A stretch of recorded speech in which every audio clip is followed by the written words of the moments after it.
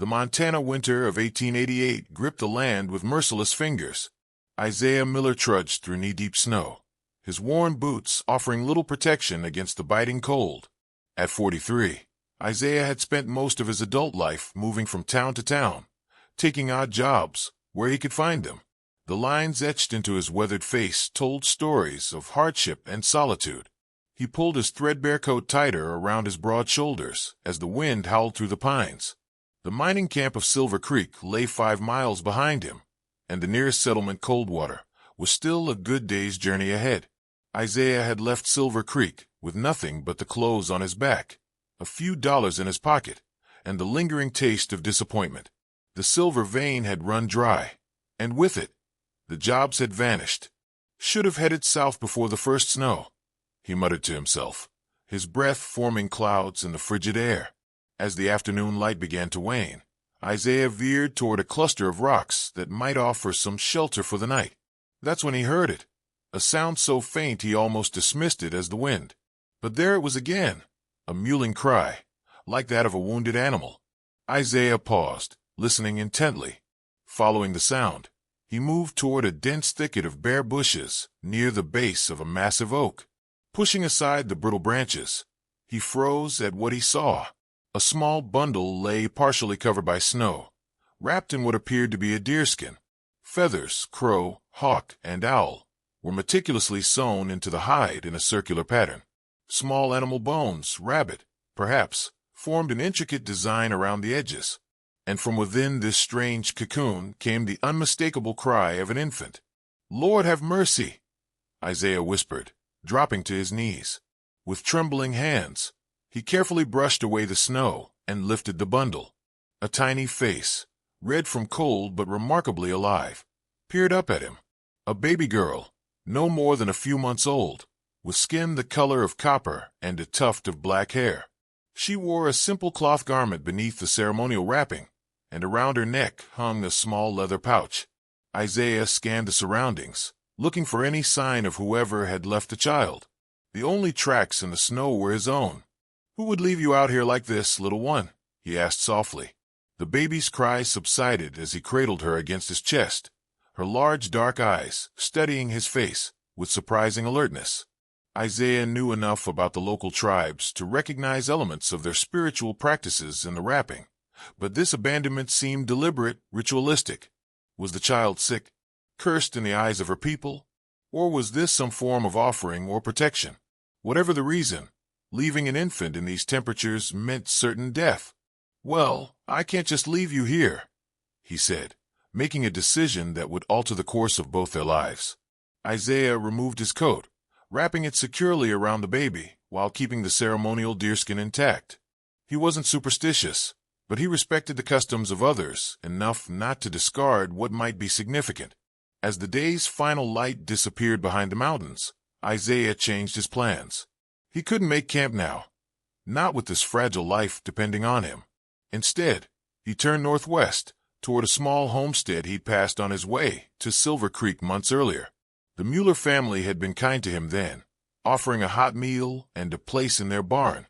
They were God-fearing folk, with children of their own. They would know what to do. "Just hold on," he murmured to the infant, who had fallen into an exhausted sleep against his chest. "Just hold on a little while longer." The night grew colder, and the wind cut through Isaiah's shirt like knives. But for the first time in years, he felt something beyond the instinct for self-preservation. This child, abandoned and vulnerable, had awakened a fierce protectiveness in him that he'd long thought dormant. With each labored step through the deepening snow, Isaiah made a silent promise to the baby girl in his arms. She would not die tonight, not if he had anything to say about it. Dawn broke with painful slowness as Isaiah staggered the final few hundred yards toward the Mueller homestead. The night had been endless, punctuated by brief stops to check on the baby and warm her tiny hands with his breath. Somehow, miraculously, she had survived, alternating between fitful sleep and quiet alertness, her dark eyes fixed on his face as if memorizing his features. The modest farmhouse appeared through the morning mist, smoke rising from the chimney like a beacon of hope. Isaiah had never been so glad to see signs of civilization. His legs trembled with exhaustion, and his fingers had lost all feeling hours ago. The baby had begun whimpering again, likely hungry and cold despite his best efforts. A dog barked, alerting the household to their approach. The front door swung open, and Friedrich Müller emerged, rifle in hand, squinting into the gray morning light. "Who goes there?" he called out, his German accent thick even after 20 years in America. "Isaiah Miller," he replied, his voice hoarse from the cold. "We met last summer. I need help." Recognition dawned on Friedrich's weathered face. He lowered his rifle and hurried forward, calling over his shoulder, "Margarethi, bring blankets." The next moments passed in a blur. Isaiah found himself ushered into the warmth of the Müller kitchen, the baby gently taken from his arms by Margarethi, a stout woman with kind eyes and capable hands. Their 3 children, 2 boys and a girl, stood wide-eyed in the doorway, watching the commotion. "Where did you find this child?" Friedrich asked, pressing a cup of hot coffee into Isaiah's trembling hands. Isaiah recounted the discovery as Margarethi unwrapped the deerskin bundle, her expression shifting from concern to something more complex as she revealed the feathers and bones. "Indian work," she said quietly, "but not like any I've seen before." The oldest Müller boy, about 12, leaned in for a closer look. "Is it witchcraft, Ma?" "Hush, Thomas," Margarethi scolded. "It's their way, not ours to judge." The baby began to cry in earnest now, and Margarethi set aside the ceremonial wrapping to focus on the child's immediate needs. She warmed milk on the stove, tested it on her wrist, and fed the infant with practiced efficiency. "She's hungry but seems healthy enough," she reported. "A miracle, considering." Friedrich sat heavily across from Isaiah. "You know what this means, don't you? This child was left to die. Or worse, as an offering." "Friedrich," Margarethi hissed, glancing at the children. "They need to understand the world, Margarethi," he replied firmly. Then, turning back to Isaiah, "The reservation is 30 miles north. We can take the child there once the weather clears." Isaiah stared into his coffee, remembering the deliberate placement of the bundle, the care taken with the ceremonial wrapping even as the child was abandoned to the elements. "I don't think whoever left her wants her returned." "Then what do you propose?" Friedrich's tone was not unkind, but practical. Isaiah looked up, meeting the German's steady gaze. "I don't know yet." Later, after a hot meal, and with feeling returning painfully to his extremities, Isaiah sat beside the fire, watching as Margarethi bathed the baby in a small wooden tub.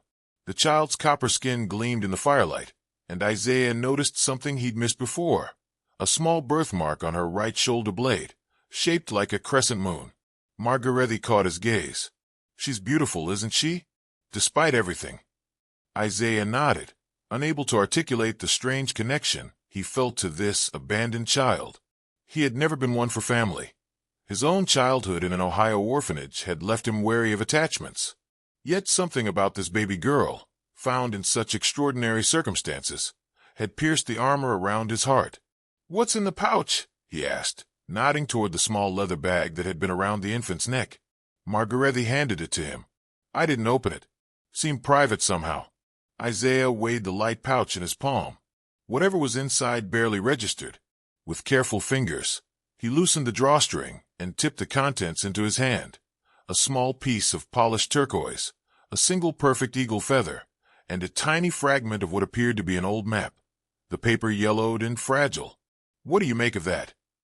Friedrich asked, leaning over Isaiah's shoulder. Isaiah shook his head slowly. "I don't know, but I think it's important." He returned the items to the pouch and, after a moment's hesitation, placed it around his own neck for safekeeping. The baby, now clean and wrapped in a soft blanket, began to doze in Margarethi's arms.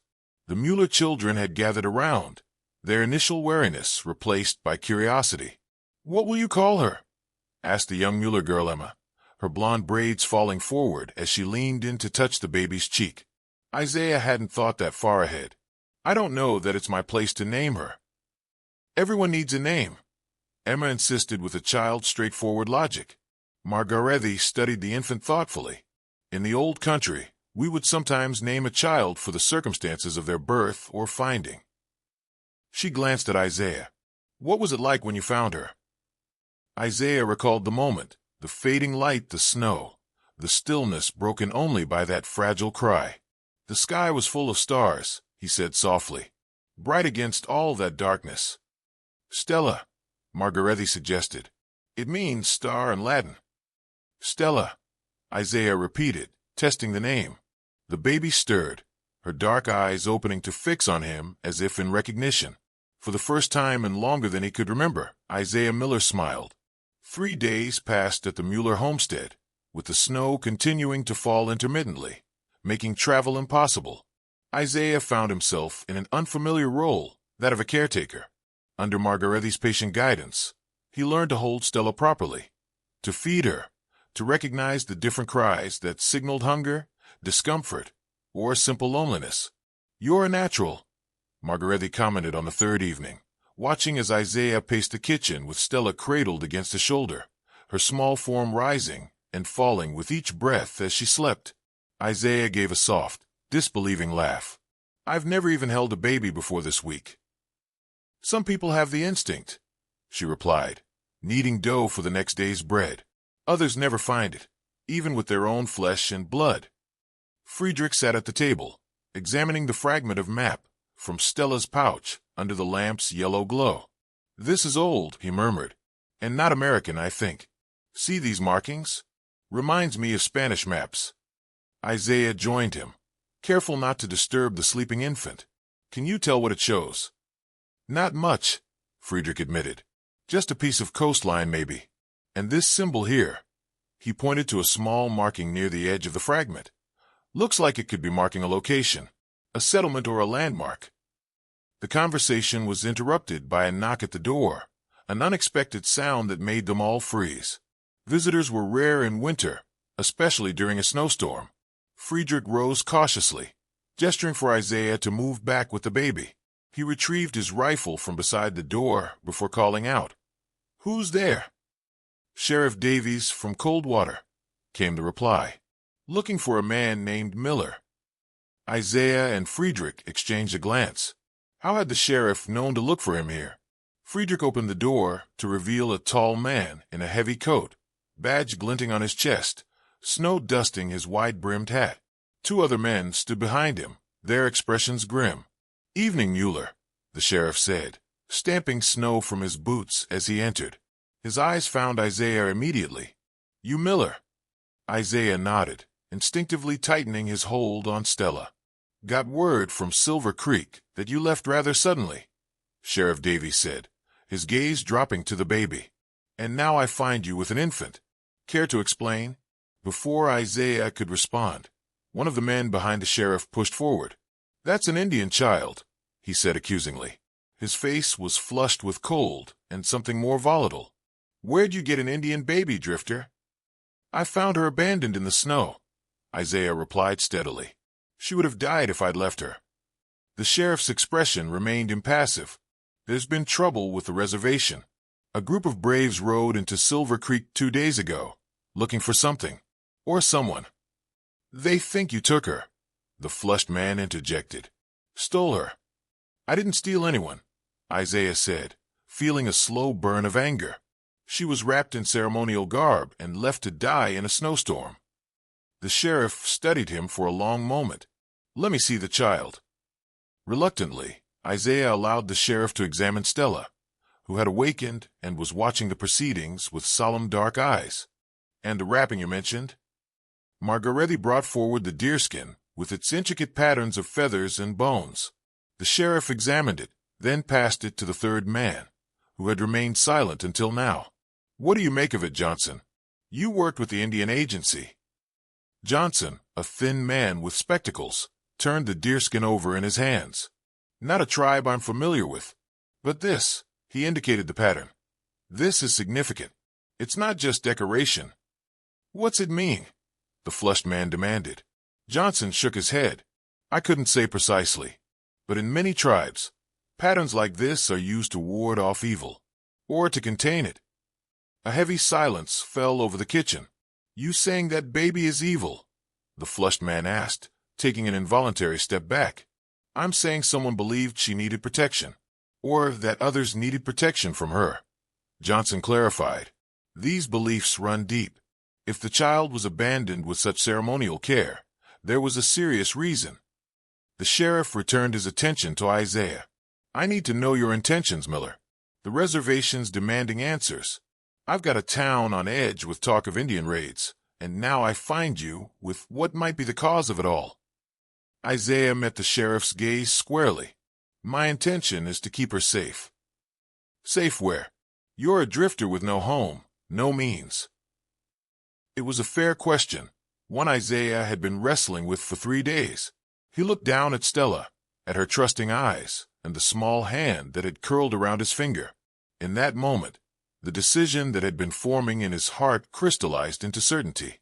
Not anymore, he said quietly. I'm heading to California. My brother has land near Sacramento. He's written me for years, asking me to join him. It wasn't a complete lie. Daniel had indeed written, though Isaiah had never seriously considered the invitation until now. And the child, the sheriff pressed, comes with me. Isaiah replied simply, as my daughter. Sheriff Davies did not immediately accept Isaiah's declaration. The following morning, he returned to the Mueller homestead with Johnson, the Indian agency man, who spent an hour examining the ceremonial wrapping and the items from the leather pouch. The turquoise is common enough, Johnson explained, turning the smooth stone in his palm. But this eagle feather, this is significant. In many tribes, it symbolizes a connection to the divine, to the sky world. He studied the map fragment again. And this, I believe this is indeed Spanish, possibly from the previous century. The sheriff rubbed his jaw thoughtfully. So what are you saying? This child is important to them. Or dangerous? Johnson replied quietly. The combination of protective symbols and abandonment suggests fear. Perhaps she was born under inauspicious signs. Perhaps her mother was an outsider, or the father. He shook his head. Without knowing which tribe, I can only speculate. In the end, after much deliberation, the sheriff made his decision. The reservation elders deny any knowledge of a missing child, without proof of her origin, and considering the circumstances. He fixed Isaiah with a hard stare. You say you're heading to California? Isaiah nodded, holding Stella close. She had become increasingly attached to him, fussing when others held her for too long. Then I suggest you leave as soon as the weather permits, for the child's sake and for the peace of this territory. 2 days later, the skies cleared. Friedrich Mueller hitched his wagon and drove Isaiah, with Stella bundled securely against his chest, to the train station in Coldwater. The town was tense, with groups of men gathered on street corners, watching suspiciously as they passed. People are afraid of what they don't understand, Friedrich observed grimly. And they understand very little. At the station, Friedrich handed Isaiah a small bundle. From Margarethi, baby things, clothes, blankets, and some food for the journey. Isaiah accepted the package with genuine gratitude. I can't repay your kindness. Friedrich waved away his thanks. You took responsibility when others would have walked away. That counts for something in this world. He glanced down at Stella, who was watching him with those solemn dark eyes. Take care of her, Miller. Whatever her story, she deserves a chance. The train journey west was arduous. Isaiah had purchased third-class tickets, all he could afford, which meant hard wooden benches and cramped conditions. Stella, remarkably, proved to be a quiet traveler, drawing curious, but mostly kind glances from fellow passengers. An elderly woman across the aisle, her face mapped with wrinkles, observed them for several hours before finally speaking. Your wife Indian? Isaiah, startled by the direct question, hesitated before answering. She passed. During childbirth. The woman nodded, accepting the lie, without further questions. Later, she offered to hold Stella, while Isaiah stretched his legs, a kindness he gratefully accepted.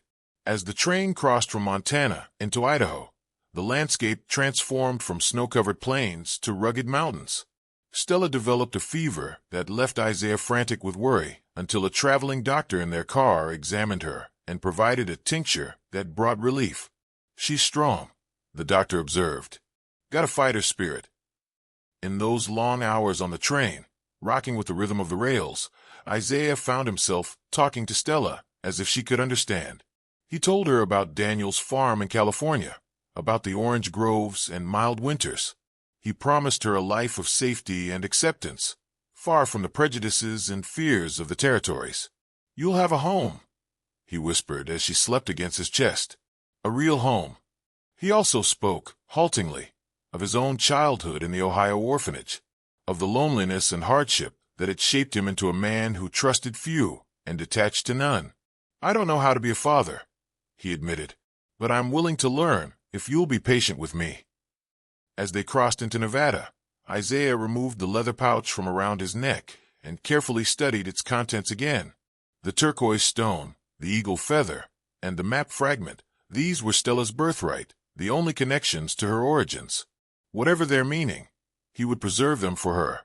Someday, when she was old enough to understand, he would give them to her along with the story of how he found her. The fragment of map continued to intrigue him. In Sacramento, perhaps Daniel would know someone who could identify it more precisely. It seemed important, though Isaiah couldn't have explained why he felt so. On the 6th day of their journey, as the train began its descent into California, Stella smiled at him for the first time. A toothless, radiant expression that transformed her serious little face. Isaiah felt something shift inside him, a breaking and remaking of his heart. "Almost home," he told her, his voice thick with emotion. "Almost home." Sacramento in early spring was exactly as Daniel had described in his letters. Verdant, fragrant with citrus blossoms, and mercifully warm after the brutal northern winter. Isaiah stepped off the train with Stella, blinking in the bright California sunshine. Daniel was waiting on the platform, instantly recognizable despite the 12 years since they'd last seen each other. He was shorter than Isaiah, stockier, with the same Miller jaw but softer features, weathered by sun and work rather than hardship. "Isaiah," he called, pushing through the crowd. He stopped short at the sight of the baby. "You didn't mention." His voice trailed off, confusion evident in his expression. "It's a long story," Isaiah replied, shifting Stella to his other arm. "One best told somewhere quieter." Daniel's home was a modest farmhouse, surrounded by 10 acres of orange groves on the outskirts of Sacramento. His wife, Sarah, a quiet woman with kind eyes, welcomed them without questions, immediately taking charge of Stella's care with a competence that both relieved and slightly unsettled Isaiah. That evening, after a meal that seemed impossibly abundant to Isaiah, he sat with Daniel on the porch and told the full story. The abandoned baby, the ceremonial wrapping, the sheriff's ultimatum, and his impulsive decision to claim Stella as his own. Daniel listened without interruption, puffing thoughtfully on his pipe. When Isaiah finished, he simply nodded. "You did right by her. Not many would have." "I don't know the first thing about raising a child," Isaiah admitted. Daniel smiled faintly. "Neither did I when our Thomas was born. You learn." He tapped his pipe against the porch railing. "Sarah and I lost 2 babies before they drew breath. Then Thomas came along, strong and healthy. Been the light of our lives for 9 years now." Isaiah glanced through the window where Sarah was bathing Stella in a small tub, Thomas watching with fascination. "I'm not asking you to take us in permanently. Just until I find work, get on my feet." "Family doesn't need to ask," Daniel said firmly. "You stay as long as you need. There's plenty of work here on the farm if you want it." The following weeks settled into an unexpected rhythm. Isaiah rose with the sun to work alongside Daniel in the groves, learning the business of cultivating citrus. The labor was hard but satisfying, a different kind of work than he'd known before, connected to growth rather than extraction. Sarah proved to be a patient teacher, showing Isaiah how to care for Stella properly. The baby thrived in the warm climate, growing stronger and more alert by the day.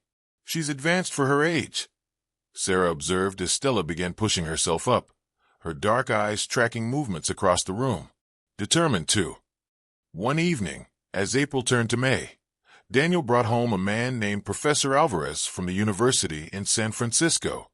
The professor, a specialist in Spanish colonial history, had agreed to examine the map fragment from Stella's pouch, gathered around the kitchen table, They watched as the professor studied the yellowed paper with a magnifying glass.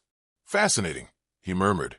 "This is indeed Spanish, late 17th century if I'm not mistaken." He pointed to markings along what appeared to be a coastline. "This is part of a map of Alta California, before American settlement. And this symbol here," he indicated the marking Friedrich had noticed. "This appears to be marking a mission or settlement." "Can you tell which one?" Isaiah asked. The professor adjusted his spectacles. "Based on the coastline configuration and what little text is visible, I believe this is marking Mission San Luis Rey, near present-day Oceanside. It was one of the largest missions in California, known as the King of the Missions." What would connect a California mission to a Montana tribe? Daniel wondered aloud. Professor Alvarez shook his head. "Many indigenous peoples traveled far greater distances than we give them credit for. Trade networks stretched across the continent. Knowledge, artifacts, and people moved along these networks." He carefully returned a fragment to Isaiah. "This is a significant historical artifact. I would be interested to know how it came to be in the possession of a northern tribe." After the professor left, Isaiah sat alone on the porch, turning the turquoise stone over in his hand while Stella slept inside. The mystery of her origins seemed to deepen rather than clarify. Was there significance to the map fragment? Was her abandonment connected somehow to this distant California mission? He might never know the full truth. But as spring deepened toward summer, Isaiah found himself less concerned with the past and more focused on the future. Stella's future, and remarkably, his own. Daniel had offered him partnership in the Grove, a permanent place on the farm. "Land enough for you to build your own house, if you want," he'd said. "Room for Stella to grow up with space and sunshine." For a man who had spent his adult life drifting, the prospect of putting down roots was both terrifying and unexpectedly appealing. In the quiet evening, as crickets began their nightly chorus and the scent of orange blossoms hung heavy in the air, Isaiah made another silent promise to the little girl who had so unexpectedly changed his life. Not just survival this time, but a future, one with stability, family, and belonging. Whatever forces had led to her abandonment in that Montana snowdrift, whatever meaning lay hidden in the ceremonial wrapping and the items in the leather pouch, Stella had found her way to someone who would protect her, not because of who she might be or what she might represent, but simply because she was a child in need. And in saving her, Isaiah Miller had somehow saved himself.